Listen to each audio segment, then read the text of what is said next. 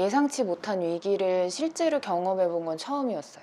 좀 젊은 여성분들이 선망하는 직군이라고 좀 생각을 네. 하거든요. 그리고 선생님도 그 안에서 내가 어느 정도 위치까지 가야겠다. 네. 그러니까 그렇게 네. 열심히 하셨다고 생각이 네. 들어서 경매에서도 너무 열심히 하셨는데 그거보다 더 힘을 많이 쓰셨다는 건 거잖아요. 네. 저는 국내 항공사 아니고 외국에 체류하면서 그런 전세기를 탔었거든요.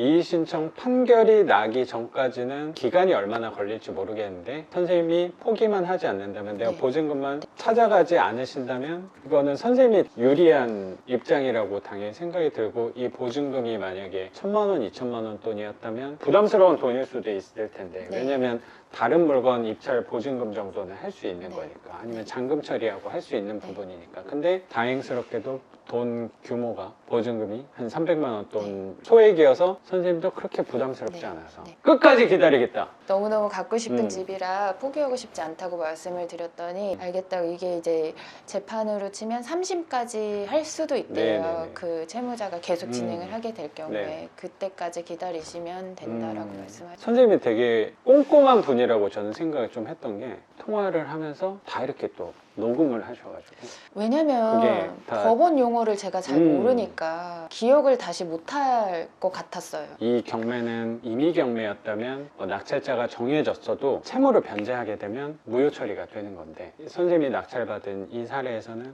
강제 경매였기 때문에 소송을 통해서 나온 경매여서 네. 낙찰자 동의 없이는 취하되기는 어렵다고 생각이 또 들어서 끝까지 버티겠다. 채무자 쪽에 법무사께서 저한테 전화하셔가지고 그러니까 약간 말을 이렇게 꼬면서 보증금 잃지 말고 빨리 보증금이라도 찾아가라 이렇게 얘기를 하셨었어요. 맞아. 알겠다 나도 알아보겠다 그러고 음. 전화를 끊었는데 오늘 음. 저한테 이제 그 법무사께서 문자가 오셨어요. 그때는 막 빨리 동의하고 보증금 찾아가시기 바랍니다. 어. 거기 이제 동의라는 단어를 이제 쓰셨더라고요. 음. 그래서 저는 동의할 의사가 없습니다. 그렇게 말씀드렸죠.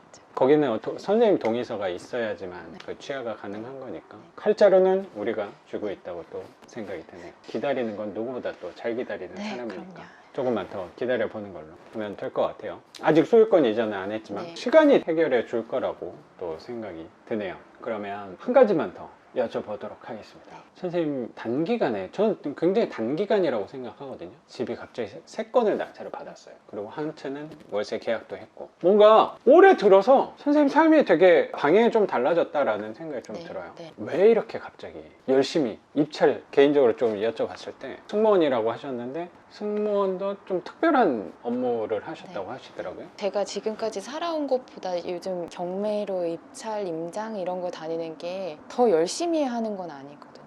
아 원래 더 열심히 사셨던. 네. 비행기 탈 때는 네네. 일반 여객기를 탄 게 아니어가지고 네네.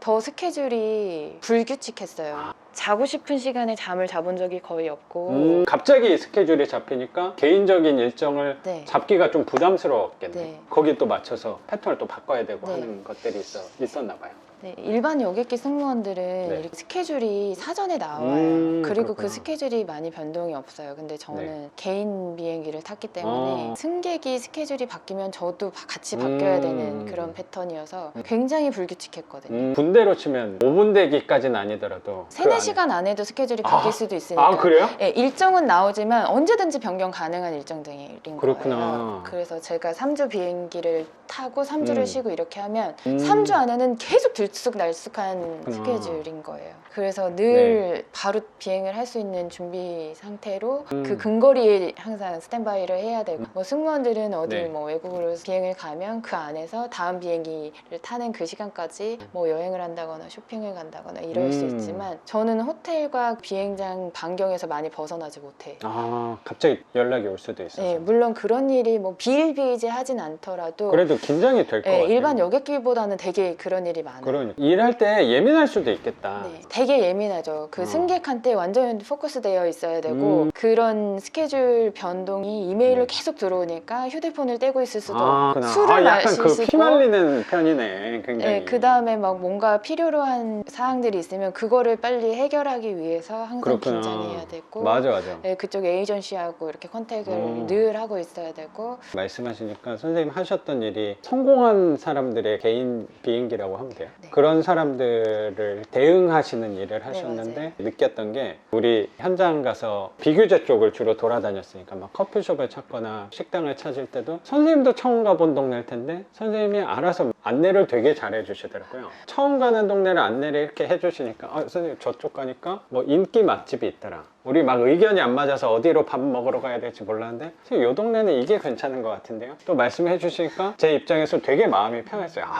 역시 좀 다르구나. 그런 거를 좀 해결해 주시는 일도 많이 하셨다고. 그래서 일을 하실 때 약간 곤두세운 면이 좀 있었을 것 같아요. 지나가는 소리도 지나가는 소리가 아닌 게 되게 많았거든요. 그럴 수도 있겠다.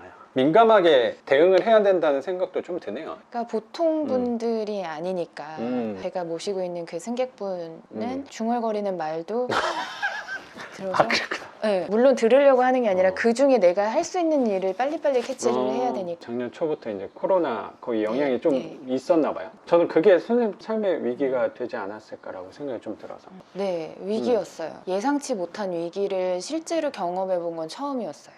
좀 젊은 여성분들이 선망하는 직군이라고 좀 생각을 하거든요. 그리고 선생님도 그 안에서 내가 어느 정도 위치까지 가야겠다. 그러니까 그렇게 열심히 하셨다고 생각이 들어서. 제가 생각할 때 경매에서도 너무 열심히 하셨는데 그거보다 더 힘을 많이 쓰셨다는 건 거잖아요. 어느 정도 그 회사 안에서의 내 목표와 꿈이 좀 있었다는 생각이 좀 들어요. 저는 국내 항공사 아니고 외국 회사 소속으로 외국에 체류하면서 그런 전세기를 탔었거든요. 그리고 저는 영어 전공자도 아니었고 맞아. 그 얘기도 하셨어요, 선생님. 일어를 전공해서 일반 한국의 국내에 있는 중견기업을 다니다가 어느 날 이제 이직을 한 거였어요. 그래서 이제 영어가 부족하니까 30살 넘어서 이제 영어를 처음 시작을 하고 그 혼자 스스로 이제 그거 하면서도 고생을 많이 하셨다고. 그것도 되게 어려웠었어요. 어려웠는데 정말 너무 간절했었거든요.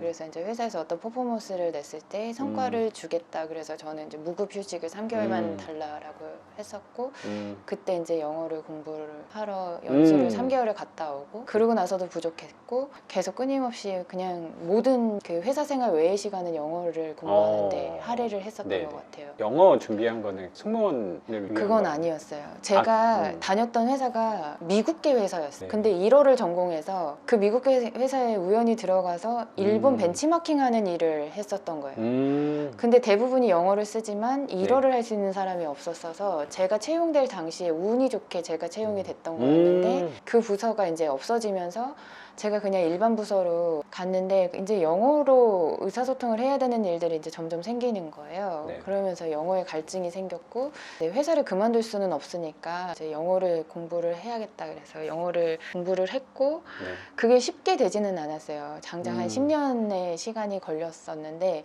그러고 나서 이제 이 회사의 염증을 느낄 때쯤 1년 이상의 공백 시간을 갖고 항공사로 이제 재취업을 하게 된 거예요. 그게 하고 싶으셨던 일이에요? 그렇지는 않았는데 다시 이 원래 했던 이 경력을 살려서 일이 하고 싶지가 않았어요. 그래, 나이도 이미 30대 중반인데 과감하게 이제 변화를 모색을 한 거죠.